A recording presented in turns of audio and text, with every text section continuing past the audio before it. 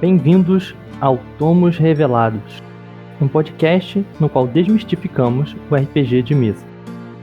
Música, narração e tradução por Felipe Fuller. No episódio de hoje, como você nunca deve descrever uma masmorra. Texto original de Diogo Nogueira.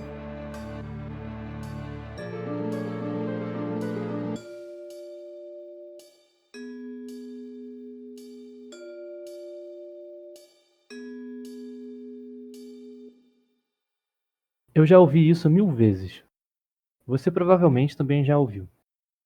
Algumas pessoas, eu não sei porquê, dizem que masmorras, especialmente as grandes, são chatas. As infinitas repetições de salas e corredores e ter que escolher ir para a esquerda, direita, norte ou sul os deixa deprimidos. Não sei porquê. Na verdade, eu sei porquê. Porque eles realmente não sabem como mestrar uma masmorra durante o jogo. Parece fácil, algo que não exige esforço. Basta dizer o que está na sala em que os PJs estão e aonde as passagens vão dar. Mas não é assim. Eles ficam entediados com o tal de você chega a um cruzamento e há uma porta para o norte, 2 passagens, uma indo para o leste e outra para o oeste. Porque essa é uma maneira terrível de descrever os arredores de uma masmorra e não apresenta nada realmente útil para os jogadores escolherem. Nunca descreva uma masmorra assim. Há muito mais acontecendo do que podemos ver inicialmente. Um bom árbitro tomará todo o contexto do que era a masmorra, o que ela é agora, quem viveu lá, quem vive lá agora, quem ou o que passou por uma passagem e usar tudo isso para descrever a masmorra, para torná-la viva e real. Nota: árbitro, ou referee no original, é uma maneira muito comum, principalmente nas versões antigas do D&D e nos RPGs OSR, de se referir ao famigerado mestre do jogo, o narrador, GM, etc. Se o corredor no leste leva a uma caverna natural coberta de cogumelos e miconídeos, talvez, quando os jogadores olharem para essa passagem, eles verão uma luz fluorescente, fraca, que emana do musgo estranho que vive lá, e sentirão a leve brisa fresca soprando daquela direção. Algum musgo pode estar crescendo nesse corredor também. Se a oeste houver um ninho de aranhas gigantes, esse corredor certamente terá mais teias de aranha cobrindo-o do que as outras passagens pelas quais passaram, e algumas delas ainda estarão vibrando, como se algo vivo estivesse tocando a teia. O que as pessoas que pensam que as masmorras são chatas e repetitivas não entendem é que as masmorras podem ser tão surpreendentes e excitantes quanto qualquer outra coisa, se não mais, já que sob a terra, longe das leis da natureza e da luz ofuscante do sol, qualquer coisa pode existir. E é o trabalho do árbitro passar essa informação e sentimento aos jogadores. Explorar uma masmorra é basicamente um exercício de escolha. Cada quarto, cada corredor, cada passagem oferece uma escolha. Será que entramos? Vamos para o norte, sul, leste, oeste? E sendo uma escolha, ela só faz sentido se não for uma escolha aleatória. Os jogadores precisam de algumas informações para fazer essa escolha. Caso contrário, eles podem simplesmente rolar um dado ou o árbitro pode escolher para eles. Sendo assim, o árbitro deve fornecer algumas pistas, alguns sinais. Ele precisa apresentar cada escolha dentro de um contexto que possa ser utilizado pelos jogadores para extrapolar o que essa escolha possa levar. Ele não precisa deixar claro e dizer que essa passagem leva ao homem cogumelo e às aranhas gigantes, mas os elementos que ele apresenta devem ter uma conexão com o resultado. Alcançar o resultado certo depende totalmente dos jogadores. É aí que a habilidade do jogador entra também. Nota: habilidade do jogador, player skill no original. Note que skill é uma palavra normalmente usada para se referir a perícias. No contexto do RPG OSR, há uma famosa dicotomia entre a habilidade do jogador e a habilidade do personagem. Você pode ler mais sobre isso no tópico Segundo o Momento Zen, do clássico texto Uma Rápida Introdução ao Estilo de Jogo Old School, escrito por Matthew J. Finch e traduzido para o português por Aline Terumi, Carlos Silva e Rafael Balbi, do podcast Café com Dungeon. Então, aí está. Nunca descreva uma masmorra de forma fria e simplista como uma sala com passagens norte, oeste e leste. Pense sobre o que está através dessas passagens. O que passou por essas salas? Pense sobre quais sinais seriam deixados para trás. Que pistas são deixadas para trás para que os jogadores possam tentar fazer uma escolha melhor para si mesmos. Dê pelo menos um elemento para basear sua escolha. Se puder, dê a eles 3 pistas para cada opção. Pense nos seus sentidos. Que cheiro eles sentem? Eles veem alguma coisa? Eles ouvem algum barulho? Um gosto ruim aparece de repente em sua boca por causa do mau cheiro que eles sentiram?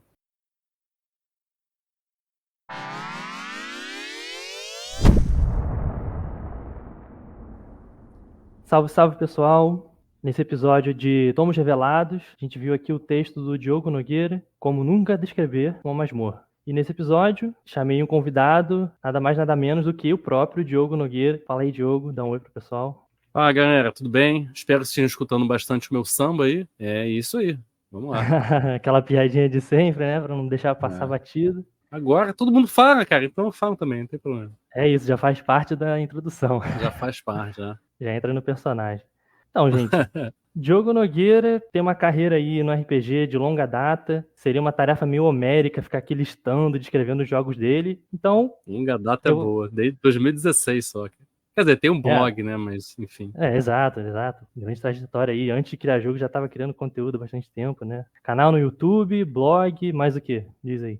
Jogos, né? Zines, aventura, canal no YouTube, blog, agora tem um podcast, né? Acho que é isso. Eu ia falar contos, né? Mas eu participei pouco tempo da organização ali do Serve da Masmorra e o evento. Aí eu pensei, organização de evento, mas o que eu fazia era showzinho de banda punk. Então não conta pro RPG. Olha só, o cara é um multiclasse nato, né? Fez tudo. Lava, passa, cozinha. Também. Um pouquinho de tudo, né? Mas então, Diogo, só para não deixar passar batido, eu fiz uma pequena seleção de joguinhos que estão no meu coração, do Diogo Nogueira. Diogo Nogueira é autor de Espadas Afiadas e Feitiços Sinistros, um RPG de fantasia com regras leves e um espírito old school, que saiu pela Pensamento Coletivo. RPG de espada e feitiçaria, é bom frisar também, né? Exatamente. Fantasia em geral, Exato. né? Uma coisa meio fantasia pulp. Autor também de Primal Quest RPG, como tá lá na descrição, né? Um Weirdstone and Sorcery. Pedra e feitiçaria. Pedra e feitiçaria. É um jogador de fantasia pré-histórica, né? E da mesma pegada, né? Eu gosto muito de espada e feitiçaria, então a minha ideia é fazer jogos de espada e feitiçaria em quase tudo que é cenário, né? Então eu tenho espada e feitiçaria, com espadas afiadas e feitiços sinistros. Eu tenho Star and Sorcery, que seria estrelas e feitiçaria, com Solar Blades and Cosmic Spells. Eu tenho Street and Sorcery, que seria ruas e feitiçaria, com Dark Streets and Darker Secrets. E agora eu tenho, né, Stone and Sorcery, com Primal Quest. Mas tem vários outros que eu tenho ideia de fazer, como Snow and Sorcery, que seria espada e feitiçaria num mundo só de gelo, né? Teria também o Sand and Sorcery, que seria com areia. Tem o Sea and Sorcery, que seria em tipo um Waterworld da vida. Tem ainda muita coisa que eu quero fazer, explorando essa coisa da fantasia pulp, né? De pegar a fantasia e tentar tirar um pouco daquele clássico elfo na montanha, anão ali... Quer dizer, elfo na floresta, anão na montanha. Os orcs nas masmorras, essas coisas, pegar um pouco... Tentar tornar a fantasia estranha de novo, né? Fantástica novamente. E não me prender à divisão de fantasia, ficção científica, horror, essas coisas. Exato, né? Uma coisa muito legal do Primal Quest é que justamente tudo isso se mistura de uma maneira muito boa, eu acho, justamente pelo que você falou, né? A temática do estranho aparece. É muito interessante ver como, narrando para personagens que são personagens da Idade da Pedra, o estranho aparece de uma forma muito natural, né? A gente tá dentro de uma caverna e sabe se é bem uma caverna, se é um prédio, se é uma masmorra, e de repente você tá dentro de uma nave espacial, tem aliens, tem de tudo, né? Então acho que casou muito bem aí. Primal Quest é um joguinho que eu gostei bastante. Mas não só de feitiçaria vive Diogo Nogueira, né? Parece que tem um RPG aí saindo de sobrevivência no apocalipse zumbi, cara. Conta aí um pouquinho pra gente. Então, há cerca de 2 anos eu fiz uma trilogia de jogos, pegando um sistema minimalista, bem popular, no SR, mas que eu percebi que é um sistema meio de aventura, de exploração, mas que eu percebi que ele casaria muito bem também para jogos de horror, porque ele tem uma pegada do combate ser muito consequente, né? Então, toda vez que você entra em combate, você não rola pra atacar, não, você só rola dano, então você tem que pensar muito bem em destacar, em botar todas as suas vantagens para quando você tomar essa decisão, né, de enfrentar alguma coisa, você ter quase certeza que você vai ganhar, porque senão você pode se dar muito mal. E tem outros elementos de estresse ali que pegavam ele para fazer um jogo, explorar temáticas de horror que eu curto muito, como apocalipse zumbi, horror espacial. E eu tentei fazer uma pegada também de um horror cyberpunk, do horror do capitalismo, que é transformar o tempo ali no dinheiro. Mas o que vai sair aqui por enquanto no Brasil é Os Mortos Estão Chegando, que em inglês é o The Dead Are Coming, que é um RPG de apocalipse zumbi que eu sempre quis jogar, né? Então, fazer a ficha é muito rápido, fazer personagem é muito rápido, o jogo é muito simples, você prepara a coisa, mas ele é um jogo que foca muito para soluções de problemas de forma diegética, dentro do jogo, do cenário mesmo, em vez de rolar para você fazer tudo, né?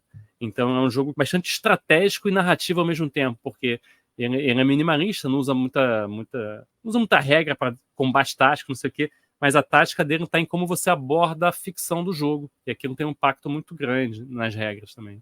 E acho que essa é uma pegada muito sua, né, Diogo? A coisa dos jogos minimalistas. Quando a gente fala de jogos OSR, não necessariamente a gente está falando, né, de jogos de poucas regras, né? Essa eu acho que é uma tendência que existe, mas, por exemplo, tem muita gente que quando pensa num revival do RPG old school, pensa, por exemplo, num AD&D, uma coisa um pouco mais robusta, né? Acho muito interessante como você usa poucas regras e essas regras comunicam bastante, né?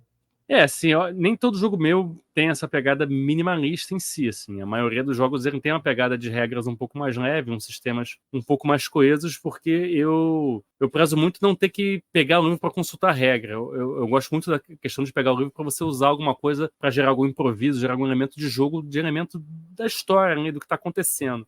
Mas ter que parar para consultar, como é que era essa regra mesmo, esse ataque, faz não sei o quê. Eu prefiro minimizar isso ao máximo, porque aquilo te tira um pouco da imersão do jogo, né? Mas eu tenho jogos que têm algumas mecânicas um pouco mais complexas, né? O Machado Sangrento de Xizar, que tá para sair no Brasil também, por exemplo, um Advanced Fighting Fantasy ali, quase com Advanced Fighting Fantasy, mas tem umas pegadas narrativas. Eu acho que eu não prezo tanto pelo minimalismo, mas pela facilidade de jogo e ferramentas para você conseguir jogar com menos coisa, né? Eu sempre falo que eu faço jogos para você jogar mais com menos. Então a ideia é te dar ferramentas que você precisa para jogar aquele estilo de jogo, aquele tipo de cenário, aquele tipo de história. Eu prezo para dar tudo aquilo, mas também não dá muito mais que aquilo. Para que eu preciso, numa lista de 50 habilidades, eu posso criar uma mecânica que você pode criar as habilidades que você quiser, sem precisar de uma lista fixa, por exemplo, né? O Primal Quest, ele brinca um pouco com isso. Tem os aspectos, as tags, as marcas. Você pode criar o que você quiser, a variedade quase que infinita. Mas você não tem uma lista, a gente dá ferramentas para você criar aquilo ali. Então, eu gosto de jogos que, pelo menos que criar, né? Que aparentam ser minimalistas, mas aquele minimalismo te dá uma possibilidades quase que infinitas. Assim. Pô, muito bom, Diogo. Mas então, agora indo pro texto em si, né?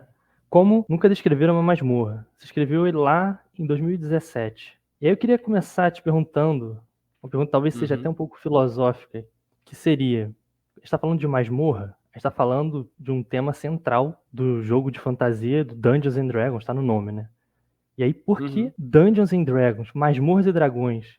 Por que não castelos e dragões, ouro e dragões, espada e dragões? Qual a importância que você acha que o dungeon, essa masmorra, tem para esse estilo de jogo que veio do Dungeons and Dragons? Então, no caso do D&D, Dungeon pode ser um castelo também, né? Eu acho que o nome Dungeon é só um nome icônico, até porque combinava ali D&D, né? Um anacronismo, letras iguais e... A literação, né? Mas nesse jogo eles encaram Dungeon em qualquer espaço limitado que vai te dar opções de exploração, ou seja, antes de mais nada, a gente tem que lembrar que isso é um jogo e que o jogo envolve escolhas e decisões, então tem uma masmorra que ao mesmo tempo te dá essas opções, mas ela limita de forma que não deixar o jogador perdido. O que acontece muito também, você cria um jogo sandbox e muito jogador inexperiente, que não tem essa experiência de ser mais proativo no cenário, de buscar seus próprios objetivos, de tentar fazer as suas próprias coisas com o seu personagem dentro do cenário, e ele vai chegar assim, eu não sei o que fazer, para onde que eu vou? Posso ir para qualquer lugar? Posso fazer qualquer coisa? É aquela coisa do escritor encarando a página em branco, mais ou menos, né? E a masmorra, ela dá uma solução para isso. Ela te dá, você tem esquerda ou direita, você tem 3 caminhos. Você pode subir, você pode ir para lá, tem essa sala, tem tantas portas, né? Ou seja, ela te dá escolhas, dá possibilidades, mas ela te limita também, facilitando a escolha, a exploração e a exploração de um jogo para pessoas que ainda estão se habituando com ele, né? E o legal é que do lado do jogador isso é verdade, e acho que do lado da pessoa que está narrando é bom também. Do mestre também. design é criar coisas com limitações. Então a masmorra é um grande exemplo de game design. Você está criando um jogo, uma opção, uma variedade, uma aventura que os jogadores vão poder tomar as decisões por si próprios, né? Também tem isso também. Uma masmorra linear não é uma masmorra, né? Você está só seguindo um caminho. Então você pode ser qualquer coisa. Pode ser uma masmorra, pode ser uma história, né? Em si, uma boa masmorra ela oferece opções de exploração, né? Caminhos e opções do que fazer. Então também é isso. Você vai dar muitas opções, mas você vai dar um limite ali para você ser manejável para o mestre também. Justamente, né? E esse limite manejável, como você falou, ajuda muito o mestre que está começando, né? Não é à toa que as aventuras que vinham nas caixas básicas do D&D tinha sempre essa coisa, né? Um espaço urbano e uma masmorra para você explorar. Sim, e de certa forma força um pouco a sua criatividade, né? Quando você tem uma limitação, tanto que tem essas game jams, assim, faça um jogo de uma página, faça jogos em cartões de visita. Quando você impõe algumas limitações ao design que você quer fazer, você é forçado a criar soluções para com isso. Soluções, às vezes, que você não pensaria antes, você pode fazer qualquer coisa, né? Então, é um exercício também você pensar, tem que fazer uma masmorra ali de no máximo 10, né, 10 aposentos, 10 lugares, que vai ter isso, e opções de diferentes possibilidades de final, por exemplo, ou de como ter um objetivo. Então, você vai ser forçado a ter soluções criativas, né? Quando você não põe limite nenhum, é difícil, né? Você tem uma solução para um problema se você não tem problema nenhum para solucionar isso. Exato. Mas então, sobre esse tema da masmorra, um cara chamado Jason Cohn propagou essa ideia da masmorra como um submundo místico, como se toda masmorra fosse esse espaço do submundo onde não necessariamente pertence ao mesmo mundo que o nosso. Então, a masmorra pode ser um lugar que existe por um motivo, né? Era um calabouço de um rei que morreu e foi deixado para trás. Então, uma coisa bem prática, bem do uso do dia a dia daquelas pessoas, daquele mundo, mas ao mesmo tempo pode ser algo meio místico, misterioso. E aí vem essa coisa, né, de um lugar com as suas próprias regras, onde as leis normais do mundo de cima, né, do mundo acima da Terra, não valem ali, né? O que você acha dessa ideia? Eu acho muito legal, exatamente. Isso depende do tipo de cenário que você quer explorar, né? Tem cenário que você vai querer uma coisa mais realista, mais fiel, um jogo de fantasia estranha, realmente. A masmorra pode ser um lugar que as regras da realidade, o sol não bate ali, né? As regras da realidade são outras, você está abaixo, né? Pode ser um mundo invertido, por que não? Né? Mas isso tem que ser, depende de cada jogo. Eu acho que isso não é uma regra, que toda masmorra tem que ser assim. Mas eu acho que toda masmorra pode ter algo do estranho ali. Ela pode parecer ser um castelo normal, uma catacumba normal de um rei, mas ali onde aquele rei foi enterrado e o espírito dele está preso, a influência daquela entidade ali modifica aquela realidade de alguma forma. Isso pode ser bastante interessante, vai criar um contraste entre talvez o resto da catacumba, por exemplo, que é uma catacumba normal. Você vai encontrar ratos, vai encontrar aqueles tipos de inimigos, talvez mais comuns, ou bandidos tentando saquear ali, outras tumbas também. Mas quando você entra na exata tumba daquele rei, fez algum pacto, alguma entidade, aquele local, dentro daquela masmorra, destoa da realidade. Né? Porque uma das grandes coisas da fantasia, para ela se tornar fantástica, para ela se tornar tão assim estranha e misteriosa, que fascina tanto as pessoas que curtem o SR, a NCR, essas coisas, é porque ela necessariamente contrasta com algo normal, algo mundano. Porque se tudo for também bizarro e não sei o que, nada vai ser, né? Sim, é aquela coisa, né? Para ter luz tem que ter sombra, para ter sombra tem que ter luz, não tem como ter um sem o outro. Chiaro escuro. Exato. Então, mas aí essa coisa da masmorra, né? Eu acho que é um tema muito caro para quem joga esses jogos da OSR, essa coisa da retomada de um grupo de regras, um estilo de jogar, mas acho que tem um declínio, né, no uso da masmorra, principalmente no D&D moderno, né? Acho que a gente vê muito isso justamente no desaparecimento dos procedimentos de exploração que tinham, por exemplo, no D&D Basic, e, né, no XP, a forma como você, enquanto jogador, é empurrado para um tipo de jogo, né? Essa coisa do XP por combate ter tornado o centro do jogo. É curioso, né? Por que a masmorra voltou assim? Não só voltou nesse revival, né, da OSR, mas por que você acha que ela caiu no gosto das pessoas, assim, de novo? Cara, eu acho que tem gosto pra todo mundo. As pessoas foram redescobrindo que aquilo pode ser divertido também. Porque a gente passou uma época ali, né? Final dos anos 80, anos 90, e se encarou o RPG como um jogo de contar história, né? O mestre era um grande criador de mundos, ele estava ali para contar uma história. Os jogadores são privilegiados, que têm a oportunidade de vivenciar aquele mundo fantástico, daquele narrador incrível. Então, Masmorra não funcionava para isso, né? pelo menos uma boa masmorra que dá opções para o jogador investigar, explorar e fazer diversas coisas, não funciona para isso porque ela não se propõe uma história linear, ela não vai contar a história que o narrador quer fazer, porque o jogador, se ela for bem feita, vai poder explorar de diversas maneiras e ignorar várias dessas partes, né? Então a masmorra realmente, como você falou, caiu num desuso até hoje no D&D mais moderno. Ainda tem algumas coisas que tentam resgatar, mas ainda se foca muito nessa coisa do contar a história, aquela história épica. Tanto que os maiores streams são feitos por atores e tem toda uma história a ser contada ali, né? Ainda se foca muito nos jogos mais populares nessa coisa da narrativa que o mestre quer contar. Ele quer contar alguma coisa ali, ele é um artista, né? Ele é um autor. Já no SR, em alguns outros jogos, ela tem essa visão de talvez a história seja só uma consequência do jogo, né? A história faz parte, sim, até porque é natural do ser humano em qualquer atividade. Aconteceu um dia, hoje você pode me contar a história do seu dia, o que aconteceu. Você não pensou em criar uma história, mas você hoje, depois de acontecer os diversos acontecimentos, você vai chegar para mim e vai contar, realmente, hoje aconteceu, vai ser uma história, porque é do cérebro humano contar a história. Só que a OSR faz a pegada inversa. Em vez de eu pegar do final, né, do resultado e tentar forçar ele, a gente fala, vamos jogar e ver o que acontece. E a masmorra permite esse tipo de jogo, de se surpreender, né? Até pro mestre, né? Eu nasci em 84, então eu comecei a jogar nos anos 90, então eu cresci com essa ideia, né, da história do mestre. Eu fazia aventuras quase como um livro-jogo, então tinha várias opções e tal, né? Mas era muito limitado.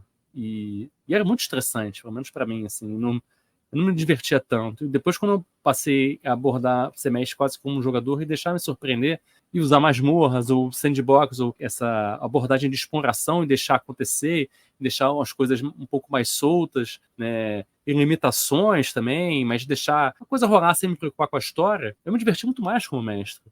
E às vezes eu conseguia jogar a mesma aventura, a mesma masmorra, com vários grupos diferentes e sempre algo completamente único. Diferente de eu jogar uma aventura como, por exemplo, Ravenloft, o original. Cara, é quase que não importa o que você faça, vai acontecer aquilo no final, entendeu? Sim. Tem aventuras que você joga, que é até explícito no texto, mesmo se o jogador, né, conseguir fazer isso ou não no encontro, vai acontecer isso. Então, que diferença faz esse encontro? Pra que eu tô jogando? Não sei, pelo menos pra mim, a sensação que eu tenho, então qual a relevância disso pra mim, entendeu? Diogo, eu sou bem mais novo que você, mas eu passei exatamente pela mesma coisa, eu acho. Acho que é um sentimento meio libertador, né? Você se libertar do vício narrativismo, né? Do querer contar uma história. É muito libertador quando o jogo vira um jogo de volta, né? Complicado a gente falar narrativismo, porque tem um estilo de jogos narrativistas que também não são assim. A história não vem pronta. Por exemplo, Fiasco é um jogo narrativo, narrativista, como falam, hipster narrativista, essas coisas. Que eu gosto pra caramba. Mas, e são jogos completamente abertos. Apesar de o jogo te encaminhar para um tipo de narrativa, ele não te força a usar acontecimentos certinhos, como em algumas aventuras bem lineares que a gente conhece de D&D, por exemplo, né? Sim, com certeza. Então deixa eu até me retificar, né? No sentido, exatamente como você falou, né? Narrativa tá em tudo. A gente tá sempre linear, narrativizando as coisas. Mas a tendência de querer criar uma narrativa pré-determinada, eu acho que é o problema, né? Querer impor uma narrativa antes do jogo. E aí deixa de ser um jogo, né? Vira alguma outra coisa. Isso eu já não vou dizer muito, porque, por exemplo, se jogar um RPG de computador, a história já tá ali, já tá determinada, e é um jogo também. Eu acho que é um jogo também. Mas é uma outra estética de jogo que talvez não é o que a gente gosta de explorar mais. Eu como game designer, eu quero tomar muito cuidado para falar, não, isso aqui é ruim, não é bom, porque faz... É um outro tipo de jogo. Perfeitamente válido para quem quer explorar aquele tipo de coisa. Game design tem uma técnica, um estilo de pensamento chamado MJ Framework, que é, né, mecânica, dinâmica e estética de jogo. Uma das estéticas de jogo é de contar história. Né? Tem jogos que são sobre contar história, de ver uma narrativa de se desenrolar, e isso pode ser combinado com outra estética que é de simplesmente deixar levar e só rolar dado para matar o bichinho. Então, alguns desses jogos vão para essa estética que algumas pessoas querem muito. Pelo que eu não consigo perceber, você e eu preferimos mais outros tipos de estética. A estética do desafio, a estética talvez até de se expressar, construir aquilo de forma conjunta. Você vê um jogador seu, talvez até colaborando com alguma coisa no cenário. Para alguns mestres, aquilo é horrível. Para alguns jogadores, tem jogador que detesta isso, porque ele não quer botar alguma coisa, ele quer descobrir aquilo no jogo. Para alguns jogadores, aquilo é horrível, entendeu? Eu acho que é perigoso pra gente falar, não, isso não é ruim, isso não é um jogo. Isso é só um outro tipo de jogo, outro tipo de estética, outro tipo de público que vai gostar daquilo ali. Ou a gente pode até gostar daquilo ali algumas vezes também. A gente vai jogar Baldur's Gate, adoro StarCraft. É uma historinha, cara. Eu vou contar uma historinha. Eu consigo me divertir dentro daquilo ali também, entendeu? Mas é só no RPG de mesa, por exemplo, eu gosto de explorar, né, um jogo de aventura ali, descobrir, me surpreender como mestre também. Sim. Então, aí retomando uma coisa que você fala no texto, né? Que você já até comentou aqui. Que... É de 2017, eu posso ter falado alguma coisa que hoje em dia talvez eu não falaria, claro, entendeu? Tipo, isso é assim, tem que ser, quem tá fazendo errado. Claro, né? claro, exatamente. Aí é a nossa chance de construir em cima, né? Sim, E sim. você disse que masmorras lineares não são boas masmorras, né? Então, que masmorras são os lugares perfeitos para fazer escolhas. Ela te força a escolher o tempo todo. Se você vai para o norte, se você vai para o oeste. Então, boas masmorras são lugares que você pode colocar o jogador no lugar de agência, no lugar de escolher. E aí, então, eu retomo o que você falou, né? Masmorras, então, lineares, você acha que são necessariamente ruins? Existem masmorras lineares boas? É possível ou não é possível? Não como masmorra. Talvez como história. Vai poder ter uma aventura ali divertida, mas como um elemento de masmorra que essencialmente foi criado para te oferecer escolhas e exploração, não vai funcionar, porque só tem um caminho. Ela não pode funcionar com uma experiência de jogo do pessoal que quer. Essa coisa da narrativa linear, da historinha, de seguir um começo, meio e fim. Que para algumas pessoas isso é muito importante, ter aquele o ritmo narrativo que você espera de uma história, né? Que às vezes a história de um RPG pode não ser, que começou ruim, passou dificuldade, no final superou. Pode ser que começou ruim, foi ficando pior e no final morreu todo mundo, entendeu? Sim. Faz parte e... Não sei, tem gente que curte isso, curte se surpreender e ser diferente. Tem gente que quer a segurança de, sabe, vai acontecer isso, a gente vai se ferrar, mas depois a gente vai conseguir ficar fodão e vai vencer o cara, entendeu? Porque é uma expectativa, e quando quebra essa expectativa, para algumas pessoas aquilo não funciona. Uma outra coisa no texto, uma coisa bem, bem pontual, é que você usa uma palavra que em inglês é referee, né? Que a gente poderia traduzir, por exemplo, por árbitro. Remonta, então, a essa tradição do wargame, né? Daquele juiz, que é alguém que é um juiz informado, tem uma posição meio neutra ali.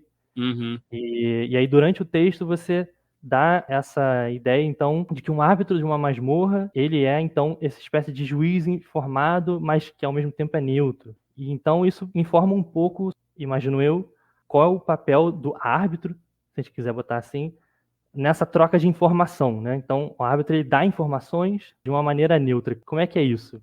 Como é que é ser um árbitro neutro? E o que você acha desse fluxo de informação? Até onde como você assim pode ser um dar? árbitro neutro? O árbitro tem que ser neutro, né? Essa é a definição do árbitro, né? Por isso que tá lá na palavra, né? Árbitro, não é mestre, não é narrador. Justo. Eu não tenho nada contra mestre. Né? Aqui no Brasil você tem, não sei, tem muita gente que tem essa visão mestre, meio elitista, não sei o que, de uma hierarquia. Acho que não é isso. Eu tenho mestres, professores. Mestre é o cara que te ensina, que te mostra, é o cara que tá ali para te ajudar, entendeu? E muitas vezes acontece, o mestre, ou pode ser também mestre de cerimônias. A palavra pode ter vários significados, entendeu? Eu uso referee porque é uma coisa que eu gosto, eu acredito, pelo menos nos jogos old school, que prezam para essa estética do desafio. Você tem que tentar ser o mais neutro possível, porque também o mestre, se quiser, ele mata todo mundo, né? Mas ele não vai estar meio que distorcendo. Ele pode botar desafios quase que invencíveis, desde que ele consiga passar e deixar claro que, cara, isso não é enfrentável, né? E tem técnicas de fazer isso, demonstrar o perigo, telegrafar os perigos, né? Então tem diversas técnicas para você ser neutro. O neutro é a forma de você botar os desafios ali e não forçar os jogadores. Tem muito a ver com essa parada do forçado, railroad, né? De dispor pelo mundo, dar as informações para os jogadores poderem fazer escolhas informadas, e eles têm as informações suficientes para saber, realmente, Tarrasca é um bicho muito poderoso, não tem como enfrentar o Tarrasca. Mas imagine um mestre botando um Tarrasca numa aventura para jogadores de primeiro nível que nunca jogaram D&D, não fazem a menor ideia do que é um Tarrasca. Fala assim, tem um bicho vindo aí, não sei o quê, e um aldeão fala, vocês precisam vencê-lo. Não tem contexto nenhum. Para poder ver uma escolha, jogos é muito a ver com escolhas, né? A pessoa que vai fazer essa escolha, o jogador, ele tem que estar informado. Né? E aí entra a neutralidade do mestre. Né? Você vai botar um Tarrasca, ele tem que falar, vocês escutaram lendas do Tarrasca fazem isso. Ele já matou não sei quantas pessoas. Blá, blá. O mestre, vocês falam, não enfrentem, vocês não estão prontos ainda. Alguma coisa assim. Mas ainda assim dá escolha para o jogador. Se o jogador quiser o mestre pode saber, eles foram informados, eles têm as informações. A escolha é deles, né? e aí deixar as consequências acontecerem, porque você é neutro, você também não vai salvar o jogador. Então, pequeno parênteses, né, também para defender a ideia do mestre, né? Tem um livro que chama O Mestre Ignorante, do Rancière, né? E é justamente essa ideia de que o mestre não é alguém que detém o conhecimento e que passa o conhecimento para os seus alunos, ou seja lá quem for, né? Acho que o mestre de RPG bebe um pouco dessa água, né? Justamente porque quando você prepara um jogo... É só um cara que ensina, ué. ele tá ali para mediar a experiência, né? Então acho que o mestre, seja qual for, se de RPG, o mestre do seu professor, coisa do tipo, tá ali para fazer uma espécie de mediação da experiência, trocar aquela experiência com você, né? E no caso do RPG, jogar junto com você. Afinal de contas é isso, né? O mestre, o árbitro, ele é um jogador também, tá ali para se divertir. Exato, Não tá ali para oferecer nenhum espetáculo, né? Ele tá para jogar também, né? A versão final do Primal Quest vai chamar o mestre de Primal Guide. Vai ser o guia primal, né? Que é uma solução legal também, um guia, né? Pode ser uma coisa boa. Dessas versões diferentes do mestre, eu lembro também daquele RPG japonês, né? O Ryutama. Não sei se você já viu, né? Mas que o mestre, ele é uma coisa meio mestre dos magos, né? Ele tá inserido na narrativa. Ele é um dragão que aparece ali no jogo. No meu Lost in the Fantasy World também. O mago é um mestre dos magos ali. Aparece no jogo. Você tem um papel como mestre dos magos. Muito bom. Diogo, sobre a descrição da dungeon, você fala uma coisa que eu acho muito legal, que é pensar no contexto geral da masmorra. Pensar no que há além da porta, do uso do prenúncio, do foreshadowing, né? Sim. E você, no seu texto, coloca as dicas no seguinte sentido, né? De pensar em quais criaturas tem, como aquelas criaturas estão interagindo com aquele ambiente, e usar isso, então, para dar informações para os jogadores saberem, né? Que, tipo, aquela porta norte não é só uma porta norte, é uma porta norte que tem um cheiro estranho, parece que tem umas pegadas, coisas do tipo, tudo isso, então, informa o jogador. Mas aí me deixou pensando, né? Uma questão, assim, prática, de preparar essa masmorra. É preciso conhecer a masmorra, então, de cabo a rabo? Você precisa saber cada sala certinha, se preparar ela inteira para mestrar? Idealmente, você tem que dar uma lida na aventura e saber o que você vai, né, botar ali. Tem aventuras que facilitam isso para você, que tem uma leitura, você já consegue pescar muita coisa, e o próprio mapa, você olhando o mapa, ele já te diz. Por exemplo, as aventuras de DCC são excelentes para isso. Se você conhece a aventura, você olha para o mapa já te diz a aventura toda, porque tem os desenhos, tem as criaturas que tem várias coisas. E outras coisas, aventuras de OSE, por exemplo, que os aposentos são descritos em bullet points, é muito fácil você achar o que tem ali. Às vezes você não precisa nem ler ela toda, você está no aposento que você está lendo, sei lá, e ele já indica a página, já indica tudo, tem um mapinha separado de cada aposento. Então você consegue olhar rapidamente o que tem. Na porta norte você está sentindo um cheiro, está ouvindo uns ruídos, parece roedores, alguma coisa assim. Então, alguns produtos hoje em dia, pensando nesse tipo de coisa, já te facilitam muito o trabalho, eles te apresentam ferramentas, né, indicações que facilitam esse tipo de descrição. Inclusive, tem muitas aventuras hoje em dia que já no aposento que você está, já escreveu, pro norte tem uma porta em que se você consegue ouvir isso, isso, isso. Para o leste tem um buraco na parede que você consegue sentir o cheiro, blá, blá. Tem muito aventura que já trabalha com isso, inclusive. Né? Exato, né? O próprio Old School Essentials, como você falou, né? O Buraco do Carvalho, que saiu em português, tem, né? É a parte da descrição das salas, né? Norte, 2 pontos, né? O som distante, um fluxo de vento. Então isso já está integrado no design. Mas é engraçado, né? Porque... realmente, se puder, o ideal é o mestre conhecer pelo menos um pouco e conseguir trabalhar esse tipo de coisa. Dá um pouco de trabalho, realmente, mas melhora muito o engajamento dos jogadores e a escolha deles. Porque se chegar para um jogador, beleza, vocês andaram 10 metros no corredor de pedra e aí agora tem, né, uma trifurcação. Vão para leste, oeste, vão para o norte. Sem você dar nada além do cara fazer uma escolha, vai rolar no dado para ver onde eles vão, porque eles não têm como escolher. Como é que eles vão fazer uma escolha se eles não têm nada para diferenciar o que eles estão escolhendo? É mais fácil rolar no dado, porque não faz diferença nenhuma. Você mencionou o DCC, né? E no DCC, assim como módulos mais antigos, eles têm esses boxed tests, né? Textos para ler em voz alta. No AD&D tinha muito isso, né? As primeiras aventuras. Sim. Qual a sua opinião sobre esse recurso do boxed test? Tem algo contra, a favor? Não, eu geralmente não tento evitar de ler, eu prefiro parafrasear, porque ficar também, sabe, fica meio mecânico para mim, fica uma coisa meio fria. Então, eu prefiro conhecer um pouco a aventura e ler um pouquinho e parafrasear, usar minhas próprias palavras, umas palavras, porque às vezes você altera um pouco a aventura para encaixar na campanha que você está jogando, no cenário que você está jogando. Então, parafrasear é muito bom. Eu realmente prefiro coisas como outras coisas, agora bullet points, coisas que são mais fáceis de visualizar e eu mesmo traduzir aquilo nas minhas palavras, do que ter que ler, né, parágrafos e box set testes, porque às vezes é difícil você achar os elementos mais importantes daquilo ali, né? Mas não tenho nada muito acordo com isso. A gente gosta do box set set, porque alguns autores, eles deixam aquilo bastante, quase que poético, né? Bem Sim. bonito, assim, de se ler, às vezes, também. É a mesma Eles coisa que eu parecem- falei, é estética de diversão, cara. Às vezes para uma pessoa funciona, às vezes para outra pessoa não. Sim. Acho que o box set test ele passa muito da visão daquele cara que criou, né? Aquela masmorra. Às vezes ela serve como uma grande inspiração. Você não precisa usar necessariamente, ler, como você falou. Mas É. lendo aquilo, você começa a conectar os pontos também, né? Tipo, essa sala tem isso. Sim, Olha só como isso dá para usar de uma maneira que eu não tinha pensado. Se você ler só a com descrição, né? certeza. Ajuda a guiar a sua imaginação. Acho interessante por isso, assim, o recurso da Com imaginação. certeza. Para fechar, queria fazer uma pergunta. Se você tivesse que enumerar as 3 características de uma boa masmorra, quais seriam? Múltiplos caminhos, né, de exploração, de solução e objetivos, né? Múltiplos caminhos de exploração, múltiplos objetivos que o jogador pode querer explorar aquilo ali e algo que os jogadores precisam evitar. Um monstro, 3 uma coisas. armadilha, qualquer coisa Um dessa, né? item, um NPR, alguma coisa. De preferência até algo móvel, que eles têm que ficar, sei lá, algo que eles precisam evitar de acontecer, ou que eles têm que achar, algum timer ali, um timer que force os jogadores a tomarem decisões e não tomar todo o tempo que eles tiverem do mundo para fazer aquilo ali. E talvez até múltiplos objetivos, não seja só, eles têm que derrotar o cara. Pode ser derrotar o cara, pode ter um tesouro que eles podem pegar, pode ter alguém que está preso ali que peça para eles serem ajudados, pode ter um portal para outro mundo e ali uma carta de alguém pedindo alguma coisa. Se você conseguir no mesmo local dar diversas coisas para o jogador fazer, né? Eu penso muito agora em RPG e em aventuras, em módulos, como playset de Lego, entendeu? Ele não tem um tema, tem uma coisa principal ali, mas você pode talvez pegar e desmontar e fazer alguma outra coisa com aquilo ali, entendeu? Bacana, maneiro. Então, Diogo, esse é o tempo que a gente tem para hoje. Foi um prazer falar com você. Muito obrigado Obrigado pelo convite também. E, bem, deixa aí o espaço para você fazer o seu jabá. Onde que a gente pode encontrar o Diogo Nogueira na internet? Fala pra gente.